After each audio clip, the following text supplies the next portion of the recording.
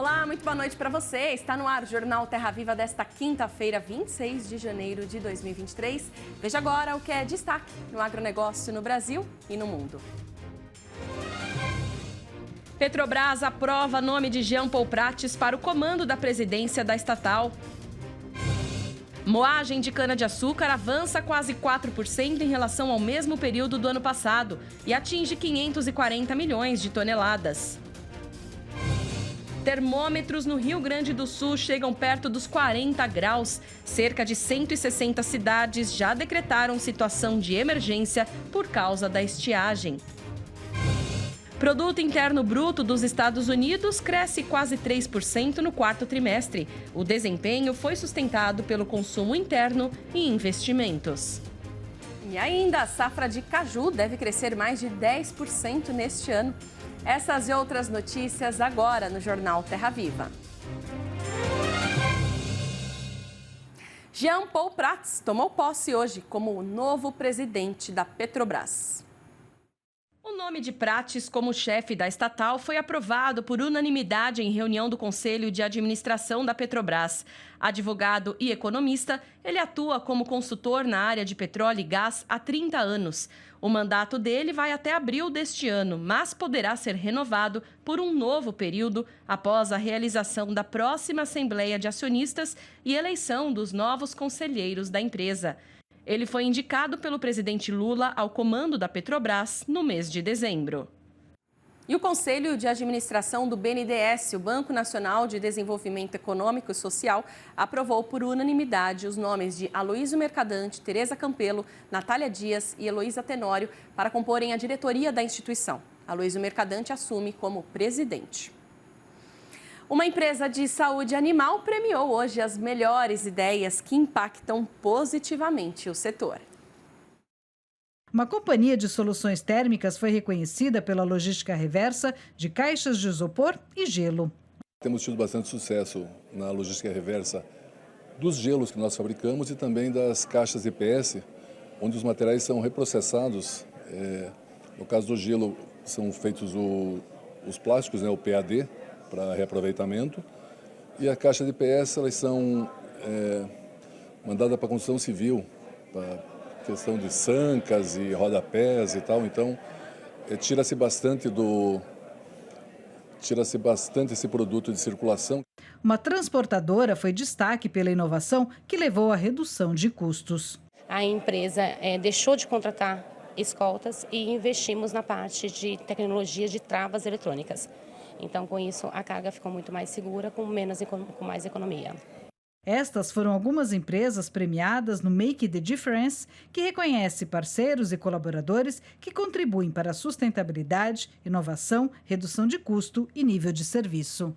Mas quando a gente fala de sustentabilidade e inovação, quando a gente fala de sustentabilidade para o mercado e para todos nós, a gente traz iniciativas que trazem melhoria no nosso dia a dia, na nossa qualidade de vida, na qualidade de vida dos animais, na qualidade de vida de todas as pessoas, do meio ambiente também. E quando a gente fala de inovação, a gente também pode trazer algumas coisas que os nossos fornecedores estratégicos não tinham pensado ainda e pode aplicar em outras empresas, em outras indústrias, trazendo benefícios para todo o país, para todo o mercado também. E o preço da arroba do boi gordo caiu em Mato Grosso, mas os custos de produção continuam elevados. Em entrevista ao jornal Agromanhã, hoje, Francisco Manzi, diretor técnico da Crimate, Associação dos Criadores de Mato Grosso, analisa esses e outros desafios para o pecuarista matogrossense neste ano. Quando você tem um abate grande de matrizes, que é o que aconteceu alguns anos atrás, falta bezerros, os preços dos bezerros valorizam, o produtor segura as vacas para poder parirem ao invés de ir para o abate, com isso sobe o preço da arroba. Aí todo produtor se anima e vai produzir bezerro. E aí lá na frente, que é o que nós estamos vivendo agora, nós tivemos aí uma oferta muito grande de animais, aí ele manda as vacas para o frigorífico e o preço cai. Então, nós vínhamos ali de um preço bastante valorizado em função do boi China, Que Sim. foi assim, todo mundo perseguia esse boi China. E o boi China, ele é um animal que precisa ir para o abate até os 30 meses de idade. Então, todo mundo se preparou para tratar animais, para tratar as vacas, fazer recrias intensivas, seminações intensivas. e os custos de produção subiram muito. Quando aumentou a oferta em função do ciclo, caiu o preço, mas os custos de produção continuaram muito altos. E o Senar lançou um curso online gratuito, CADEC, voltado para uma capacitação aos produtores de aves e suínos integrados. O Senar lançou recentemente o mais novo curso no seu portal EAD. Trata-se do curso do Programa CADEC Brasil. O Programa CADEC foi lançado pelo Sistema CNA-Senar em alinhamento à Lei da Integração, a Lei 13.288 de 2016, e nós temos focado bastante no pilar capacitação. E é isso que esse curso EAD de 32 horas está trazendo para o nosso público integrado, tanto avicultores quanto suinocultores. Através dessa metodologia, desse formato de acesso EAD, o aluno vai poder participar e ter acesso a diversos conteúdos de grande importância e relevância dentro do universo da integração. São eles o módulo 1, que é a Lei da Integração. Então, nós vamos explicar, vamos ambientar essa norma jurídica que harmoniza e regulamenta essa relação entre produtor integrado e integradora. Na sequência, o nosso público vai ter acesso ao módulo de técnicas de organização e condução de reuniões. É onde o aluno vai poder aprender diversas técnicas importantes no planejamento dessas reuniões, se organizar com antecedência e planejar para ser mais eficiente nas reuniões que acontecem dentro das CADECs, as Comissões para Acompanhamento, Desenvolvimento e Conciliação da Integração. Na sequência, o módulo 3 traz diversos pontos importantes relacionados a técnicas de negociação. Então, esse produtor integrado que está ali negociando dentro de uma CADEC, ele vai poder ter maior amparo, maior conhecimento sobre essas técnicas de negociação, para poder ser mais eficiente e conseguir alcançar os objetivos propostos naquela rodada.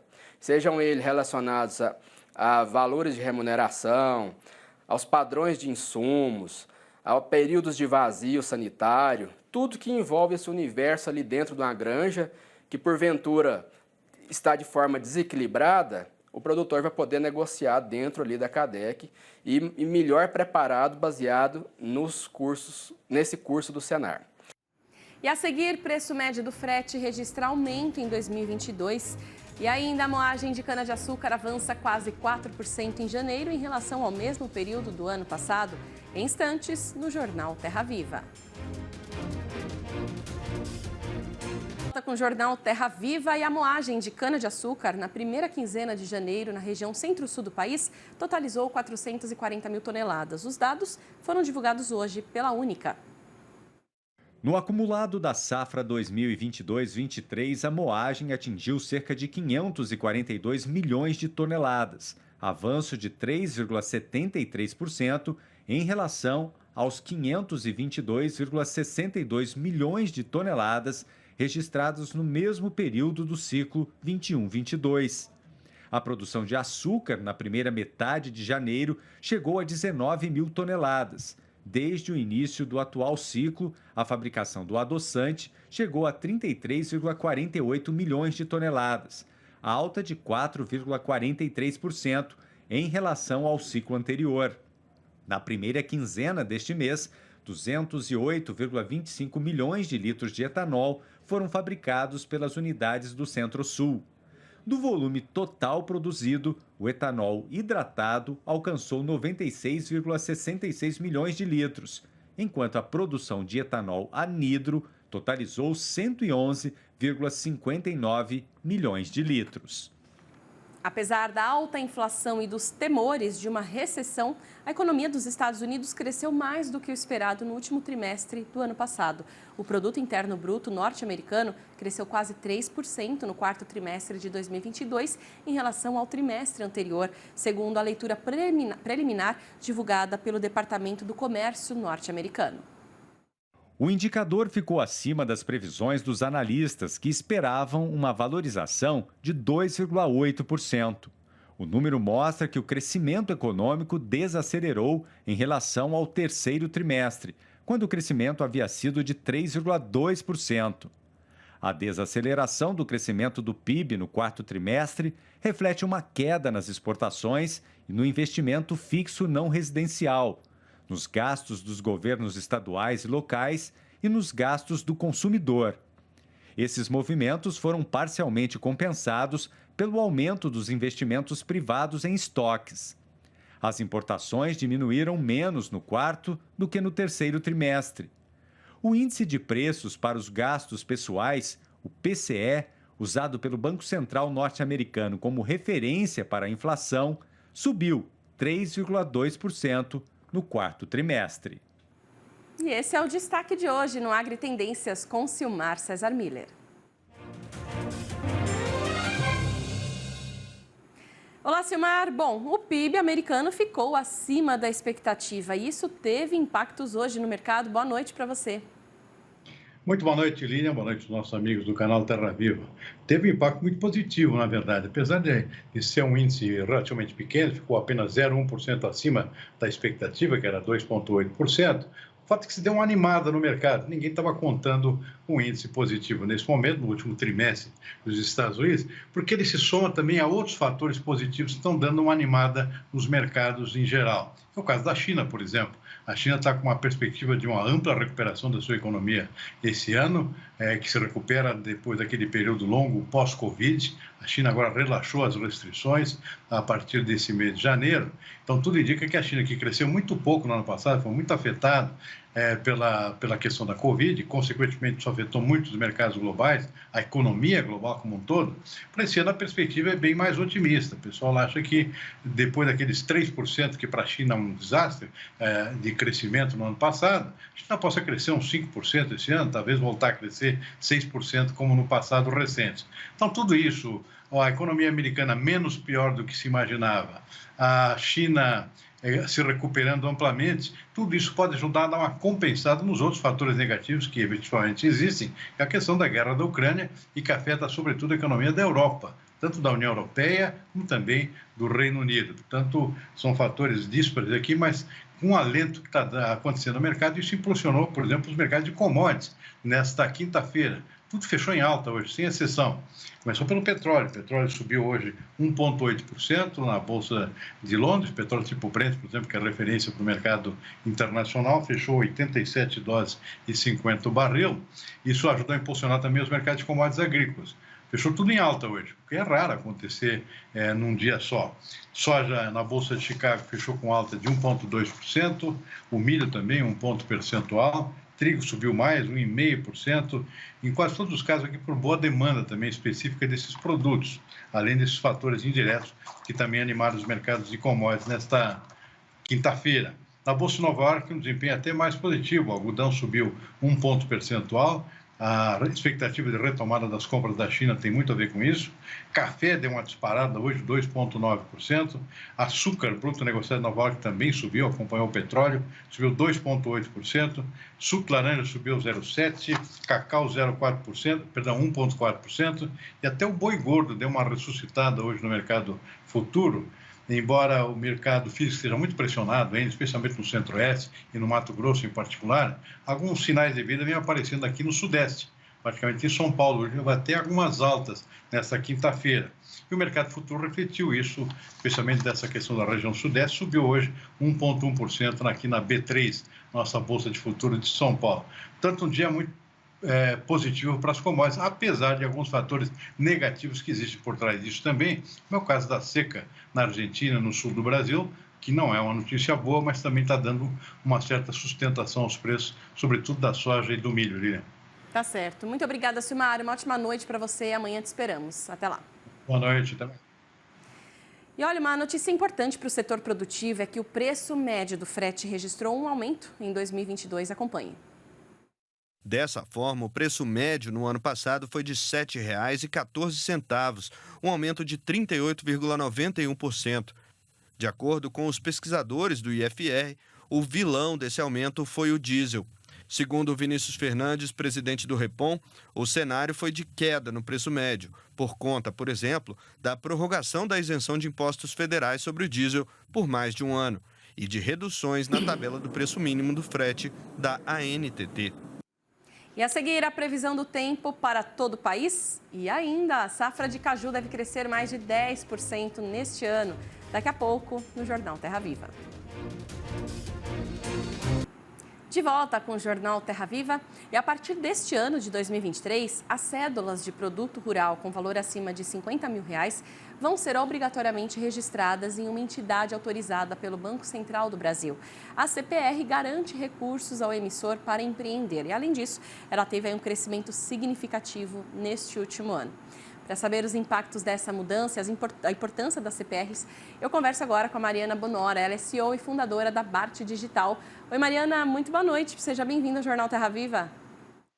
Boa noite, Lilian. Obrigada, é um prazer estar aqui com vocês. Prazer é nosso. Para a gente começar, vamos falar um pouquinho sobre a CPR, né? Essa medida vem crescendo muito, a cédula de produto rural.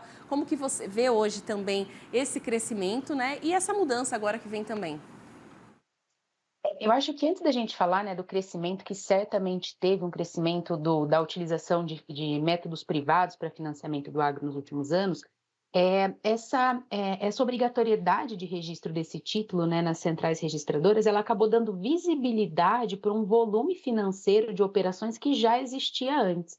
Então, o que a gente tem visto nos últimos anos é praticamente o mercado tendo uma dimensão, né, do volume que é transacionado no agronegócio utilizando esse tipo de título de crédito. Muito bem. E quais os recursos obtidos, né, pelo emissor para o desenvolvimento de produção rural, empreendimento? A gente sabe que tem muitos que estão assistindo, a gente que já conhece a CPR, mas para a gente voltar um pouquinho lá atrás, né, o que são esses títulos? Bom, a CPR ela é um título de crédito que ela pode representar a promessa do emitente entregar uma quantidade de produto agrícola ou pagar uma quantia em dinheiro no final da safra ou no vencimento do título. Inicialmente, a CPR ela foi criada com o objetivo de permitir que o produtor rural, as cooperativas, se comprometessem a entregar os produtos ali que ele estava produzindo na sua lavoura no final da safra. Mas nos últimos anos, esse título ele teve a sua utilização ampliada, né? Então, nos últimos meses, anos, a gente começou a ver outras empresas também fazendo uso desse título, desde empresas que trabalham com insumos, logística, ativos florestais, né? A gente tem visto serem lastros de CPRs. Então, a gente viu que a CPR ela acabou se tornando o título do mercado agrícola, sendo utilizada por toda a cadeia.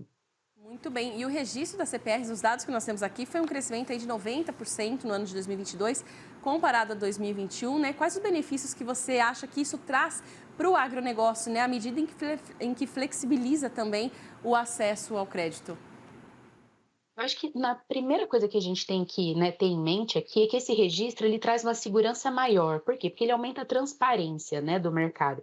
Então, quando é necessário fazer uma análise de crédito de um produtor rural e agora de empresas também, revendas, de outras empresas que também atuam na área, existe mais uma fonte completa com dados confiáveis sobre as obrigações, né, que aquelas empresas já possuem. Então, no primeiro momento é trazer essa confiança, essa transparência.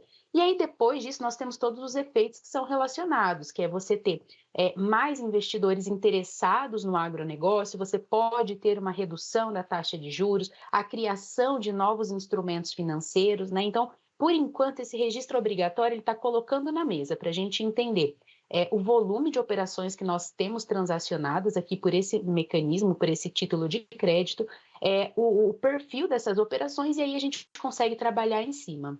Interessante. E que tipo de trabalho que vocês fazem na Bart Digital, Mariana? Bom, a Bart é uma empresa que ela traz tecnologia para esse processo de financiamento. A gente trabalha desde 2016 criando sistemas para ajudar o nosso cliente a fazer essas operações de forma mais digital. Então, quando a gente fala aqui na CPR, por exemplo, né, vou dar um exemplo aqui de coisas que a gente faz, a gente atua ajudando o cliente a levar esse título a registro. Então, a gente ajuda ele a emitir o título de forma digital, a fazer a assinatura, levar a registro tanto nas centrais registradoras como nos cartórios, quando tem alguma garantia também, e fazer todo o processo daí em diante. Em algum caso, a gente consegue também conectar os nossos clientes com financiadores. Então, a gente atua em toda a esteira, inclusive no registro de CPRs que a gente está conversando aqui. Bacana. E quais as expectativas, né, de vocês agora para 2023, de um crescimento ainda maior também?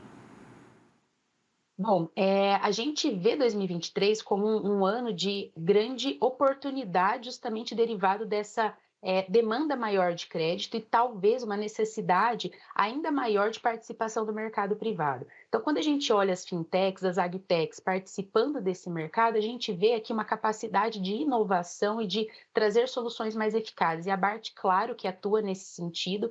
Então, a nossa expectativa é, nesse momento de crise, continuar ajudando o produtor rural e as revendas a obterem os recursos que eles precisam para suas atividades.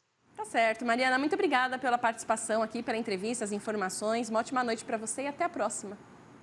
Obrigada. Boa noite. Boa noite. E a severa estiagem que atinge a Argentina já afeta cerca de 60% de todo o território produtivo do país. O clima seco tem prejudicado principalmente as lavouras de trigo. Nos últimos dias, comunicados como estes são praticamente diários. O motivo? A seca. São milhares de produtores argentinos afetados pela estiagem. A falta de chuvas e de umidade prejudica 60% do território produtivo do país. O trigo foi castigado. A Bolsa de Cereais de Buenos Aires detalhou os estragos que a seca fez no trigo. Então, nós viemos aqui a entidade para entrevistar uma das principais especialistas neste assunto.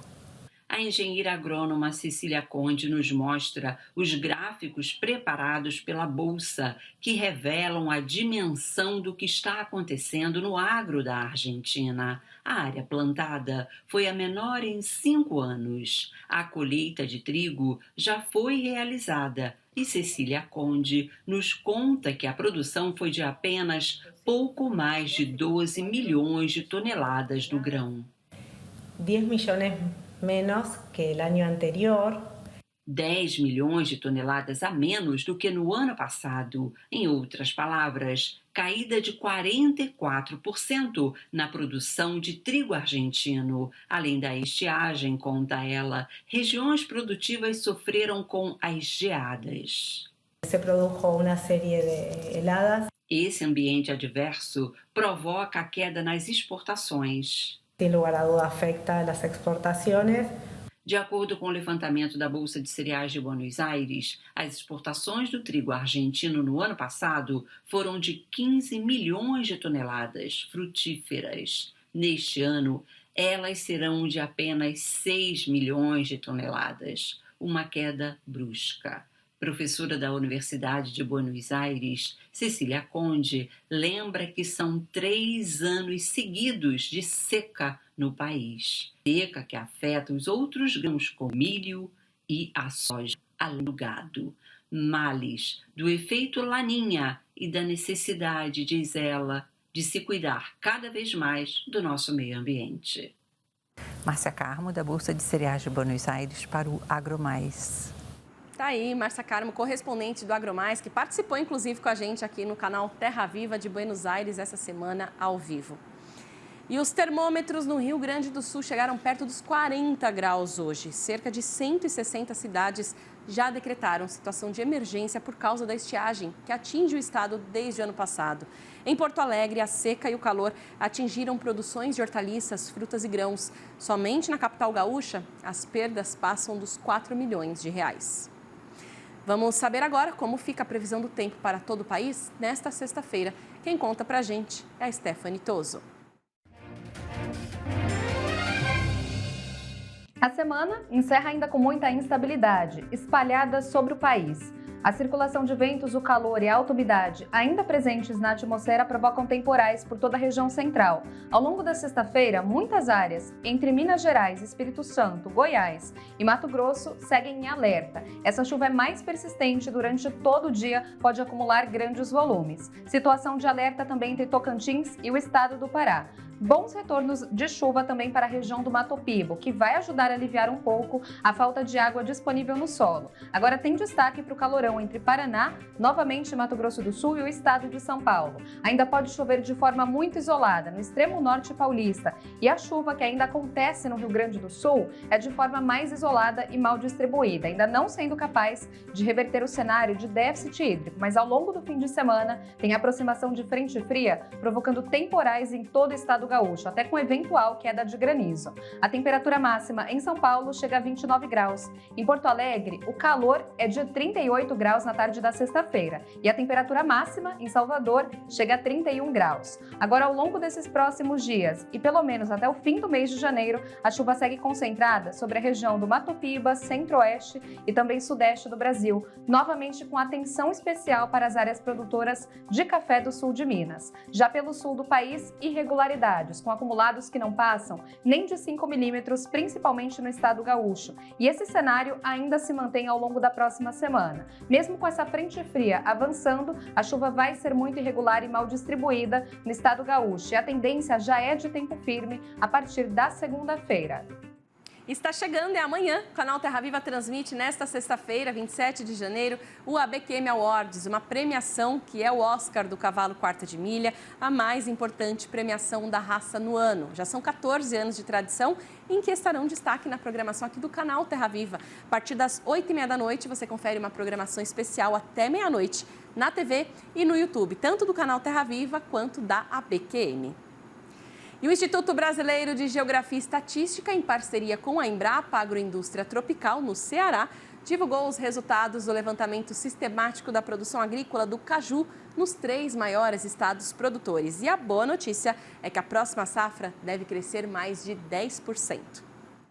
A cultura do cajueiro gera mais de 250 mil empregos diretos e indiretos no Brasil. Os 3 maiores estados produtores são Ceará, Piauí e Rio Grande do Norte. Dados divulgados pelo levantamento sistemático da produção agrícola, referentes ao caju em 11 estados, mostram que os resultados de 2022 foram melhores que 2021. Principalmente no Ceará, onde foram produzidas 95 mil toneladas, um crescimento de mais de 50%.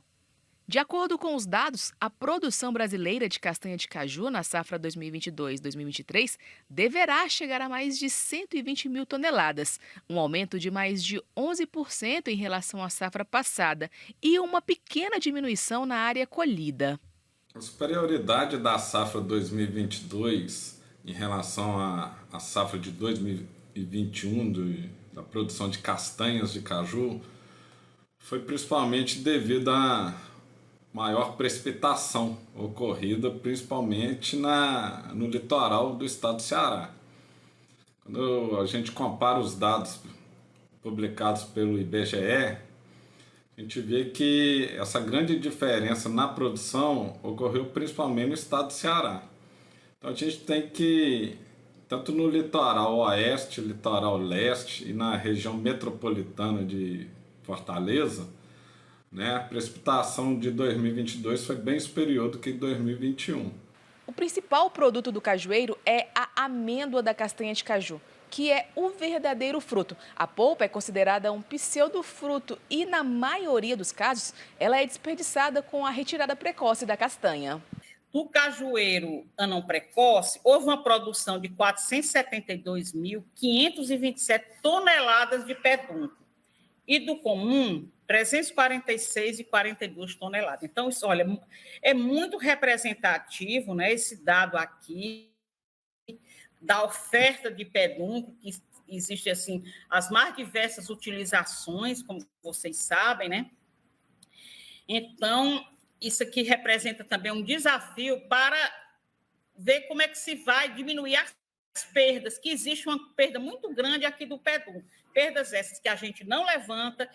Dentre os inúmeros desafios da cajucultura, o principal será o de atender à demanda interna da indústria de processamento, estimada em pelo menos 150 mil toneladas de castanha para este ano, bem acima da capacidade de produção nacional. O que nós temos pela frente seriam, vamos dizer, ter apoio para as negociações internacionais, onde tem barreiras para a entrada das nozes, né?